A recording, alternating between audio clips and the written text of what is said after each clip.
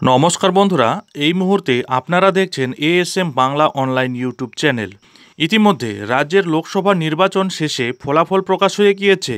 এই নির্বাচনের জন্য সরকারি কর্মচারী ও পেনশনারদের দীর্ঘদিনের বকেয়া ডিএ পাওয়ার জন্য যে আন্দোলন, তা আপাতত একটু ধীর গতিতেই চলছিল। এবার কিন্তু তারা আবার এই আন্দোলনকে জোরদার করার প্রস্তুতি গ্রহণ করেছে। এবার আরও মারাত্মকভাবে ঝাঁপিয়ে পড়বে আন্দোলনে। এর জন্য তারা বৈঠক মিটিং শুরু করেও দিয়েছেন।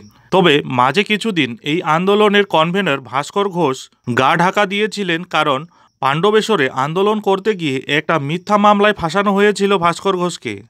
আসলে সরকার মনে করেছিল এই আন্দোলনের কনভেনর ভাস্কর ঘোষকে যদি গ্রেপ্তার করা যায় তাহলে স্বাভাবিকভাবেই এই আন্দোলনের গতি কমে যাবে। কিন্তু না, এই অবস্থান বিক্ষোভ লাগাতার চলেছে। পরে অবশ্য কলকাতা হাইকোর্ট তাকে রক্ষা কবচ দিয়েছে।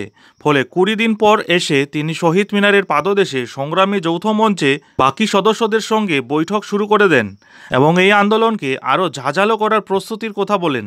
ফলে আন্দোলনকারীদের অনেকেই মনে করছেন এবারে রাজ্যকে কাঁপাতে চলেছে সংগ্রামী যৌথ মঞ্চ। বর্তমানে এই আন্দোলন শুধুমাত্র ডিএ আন্দোলনে সীমাবদ্ধ নেই, সাথে রাজ্যের সমস্ত প্রকার দুর্নীতির বিরুদ্ধে আওয়াজ তুলছেন। রাজ্যের যে কোনো ক্ষেত্রে দুর্নীতি হলে সংগ্রামী যৌথ মঞ্চ এর প্রতিবাদ সামনে গিয়ে করছে। যদিও এর জন্য সংগ্রামী যৌথ মঞ্চের সদস্যদের নানান বিপদেও পড়তে হয়েছে।